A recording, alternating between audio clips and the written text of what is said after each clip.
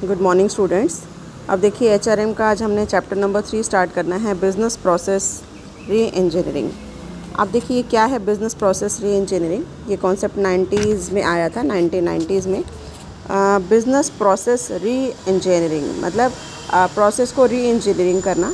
It means यही है कि fundamental rethinking and redesigning of business process, कि जो बिज़नेस प्रोसेस चल रही है उसको दोबारा से सोचना, उसको दोबारा से रीडिज़ाइन करने की कोशिश करना, ताकि जो कमियां उसके अंदर हैं, है ना, हो सकता है उस प्रोसेस में कुछ कमियां हो जिसकी वजह से कस्टमर सेटिस्फाई नहीं है, कस्टमर कंप्लेंट्स कर रहे हैं, तो उसको रीडिज़ाइन करने की कोशिश करना ताकि आप कंपटीशन को टैकल कर सकें, कस्टमर को सेटिस्फाई कर सकें।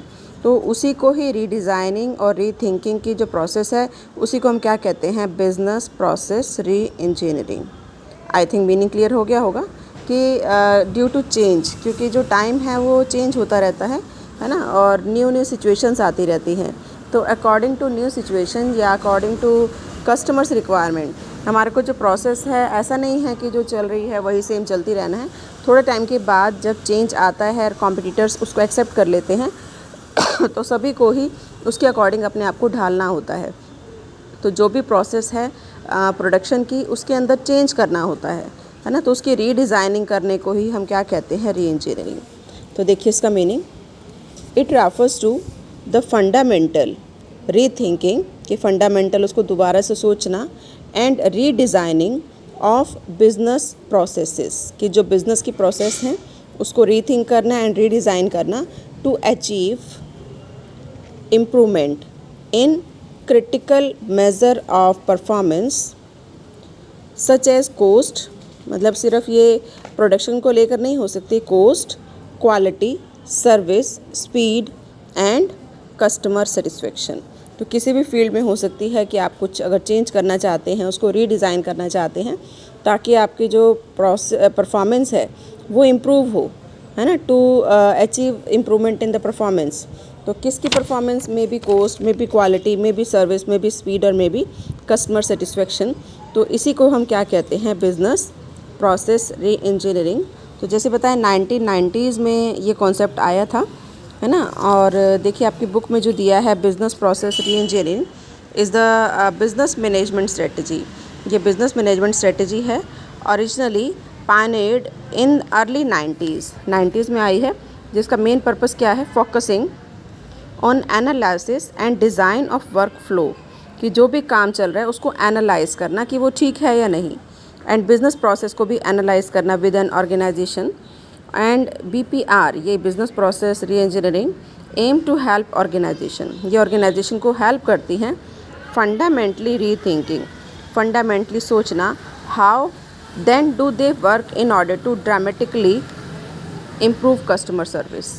कि इसका जो मेन पर्पस है रीडिज़ाइन करने का, वो मेन पर्पस क्या है कि आप प्रोसेस को फंडामेंटली थिंक कर रहे हैं, रीथिंक कर रहे हैं और रीडिज़ाइन कर रहे हैं।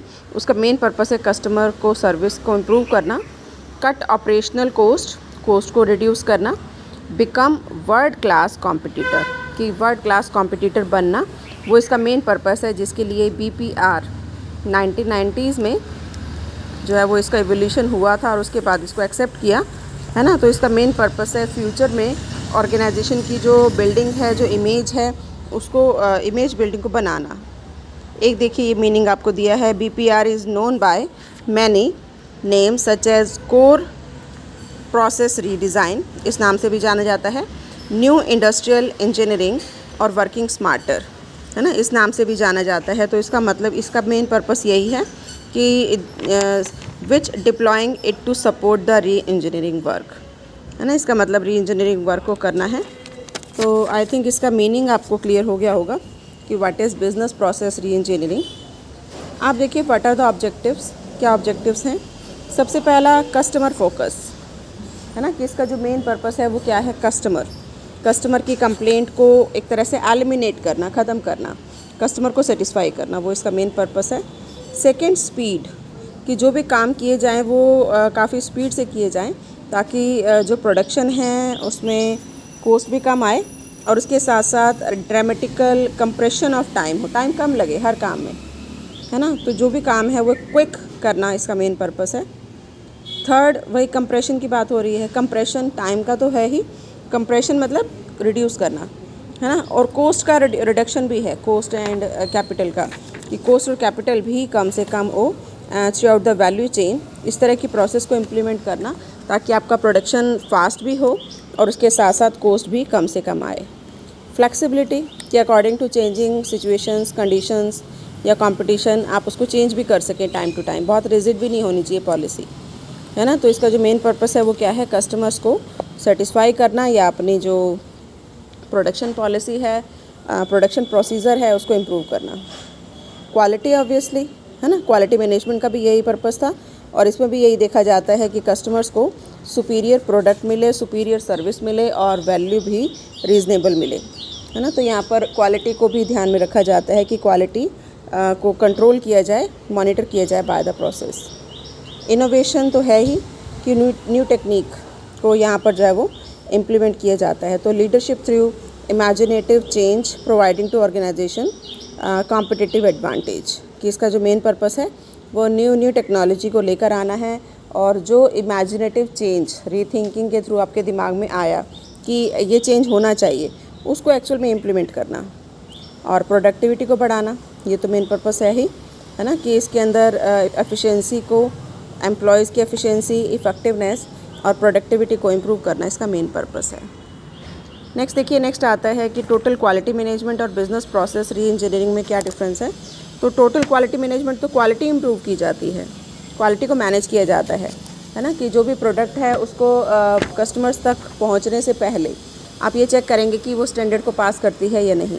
अगर वो पास करती है तो ही वो जो प्रोडक्ट है वो कंपनी से बाहर जाता है सेल के लिए, अदरवाइज़ वो नहीं जाता, है ना। और बिज़नेस प्रोसेस री इंजीनियरिंग का मतलब है री थिंकिंग और वी कैन से री डिज़ाइनिंग द प्रोसेस।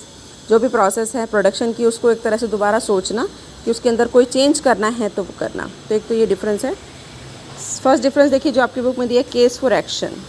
तो TQM तो नेसेसरी है ना, कि जो TQM है वो तो हर साल किया जाता है, लेकिन बिज़नेस प्रोसेस री इंजीनियरिंग हर साल नहीं की जाती, काफ़ी टाइम के बाद ये लगता है कि इट शुड बी चेंज्ड, है ना। तो इसमें लिखा है कंपेलिंग।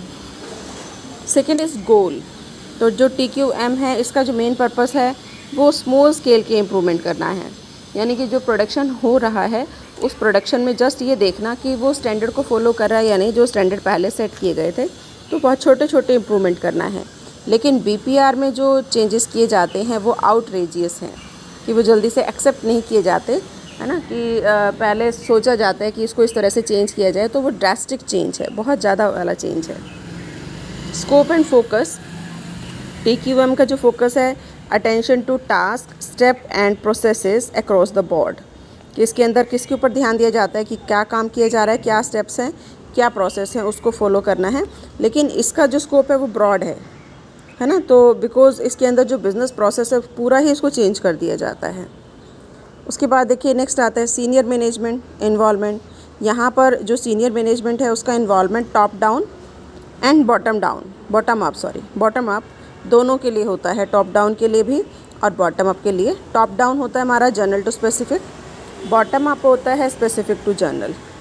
लेकिन जो BPR है इसके अंदर ओनली जो टॉप डाउन है ऐप उसको यूज़ किया जाता है।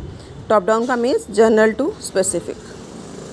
अगर रोल की बात करें, IT का रोल यहाँ कभी कभी होता है इंसिडेंटल, हमेशा नहीं होता IT का रोल, क्योंकि यहाँ स्टेटिस्टिकल प्रोसेस कंट्रोल को यूज़ किया जाता है फॉर इम्प्रूविंग प्रोडक्टिविटी। लेकिन जो BPR है वहाँ पर IT का रोल बहुत इम्पॉर्टेंट है ना, इम्पॉर्टेंट बेस है, क्योंकि यहाँ पर जो भी इम्प्रूवमेंट की जाती है वो IT के थ्रू ही की जाती है। तो ये था कुछ डिफरेंस TQM एंड BPR। तो आई थिंक आपको इसका कॉन्सेप्ट क्लियर हो गया होगा कि बिज़नेस प्रोसेस री इंजीनियरिंग क्या है।